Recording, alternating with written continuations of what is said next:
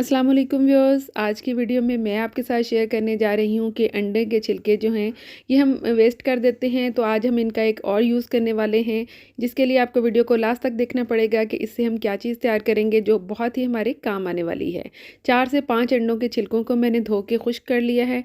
धोने से ये हुआ है कि इसके अंदर से अंडा अच्छी तरह से निकल गया है, जो अंडे की स्मेल है वो इसमें से नहीं आएगी।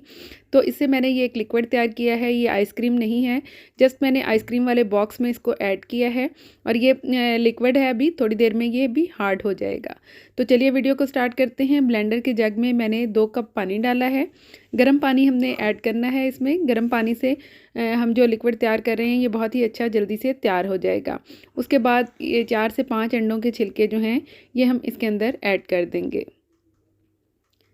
ये डाल दिए हैं मैंने और अब हम इसको 1 से 2 मिनट तक ब्लेंड करेंगे। बहुत अच्छी तरह से ब्लेंड करना है कि ये जो अंडों के छिलके हैं ये इस तरह से इसके अंदर से नज़र आएँ। ये आप देख सकते हैं जस्ट पाउडर की फॉर्म में ये इसमें अब ऐड हो चुके हैं। छिलके नज़र नहीं आ रहे, इस तरह है जिस तरह हमने पानी में एक पाउडर मिक्स किया हो। यहाँ पे मैंने ग्रेटर लिया है और ये एक सोप है मेरे पास। इस सोप को हम ग्रेट कर लेंगे। कोई सा भी सोप जो आप बर्तन धोने के लिए यूज़ करते हैं उसको आपने ले लेना है। लेमन मैक्स या कोई सा भी सोप जो भी आप यूज़ करते हो, इस तरह से इसको ग्रेट कर लेना है। आधा सोप मैं यूज़ करूँगी। 4 से 5 अंडों के छिलकों के साथ ये आधा सोप लिया है। इस तरह से ये ग्रेट करने से ये होगा कि ये बहुत जल्दी इसके अंदर मिक्स हो जाएगा। अंडों के छिलके अब अच्छी तरह से ब्लेंड हो चुके हैं। इसमें हम 1 टेबलस्पून बेकिंग सोडा ऐड करेंगे। ये बहुत ही अच्छा क्लीनिंग एजेंट है। और इसमें हम 3 टेबलस्पून शुगर ऐड करेंगे। शुगर से ये एक फार्मूला बनेगा जिससे ये जम जाएगा। जो लिक्विड हम तैयार कर रहे हैं ये हल्का सा जम जाएगा। जिस तरह की आइसक्रीम की कंसिस्टेंसी होती है बिल्कुल उसी तरह की कंसिस्टेंसी हो जाएगी इसकी। अब ये सोप भी इसमें ऐड कर दिया। अब हम इसको दोबारा से 2 मिनट के लिए ब्लेंड करेंगे अच्छी तरह से। ये एक फोम की शक्ल में हमारे पास आ जाएगा। मुसलसल 2 मिनट ब्लेंड करेंगे तो सारी चीज़ें जो हमने अच्छी तरह से डाली हैं इसमें यकजान हो जाएंगी अच्छी तरह से। ये देख सकते हैं आप इसकी कंसिस्टेंसी। ये कुछ देर पड़ा रहने के बाद ये जमना शुरू हो जाता है।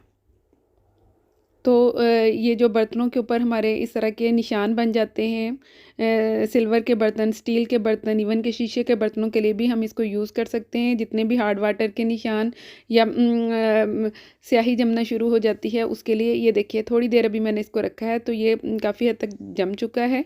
इस तरह से हम लेते जाएंगे इसको।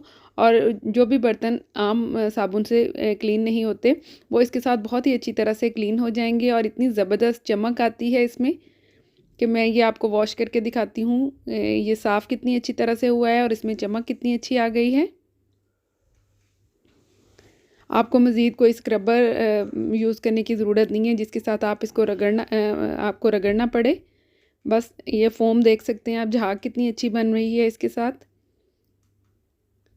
और ये काफ़ी ज़्यादा मिकदार में ये हमारे पास सोप तैयार हो गया है।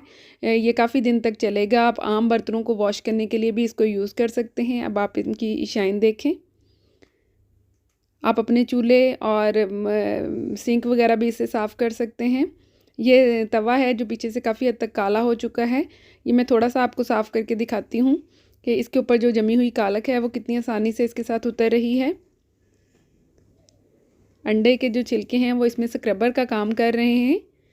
वो इसको इजीली स्क्रब करते जाएंगे। और ये आप देख सकते हैं बाकी तवे की कंडीशन और यहाँ से ये कितनी अच्छी तरह से क्लीन हो रहा है। थोड़ा सा रगड़ने से ही ये बहुत ही आसानी से साफ़ होता जा रहा है। देखिए ये सारा मैं इसी तरह से वॉश कर लूँगी। उम्मीद है ये ट्रिक आपको अच्छी लगी होगी। ज़रूर ट्राई कीजिएगा और कमेंट करके शेयर कीजिएगा कैसा रिज़ल्ट रहा। वीडियो पसंद आए तो लाइक करें।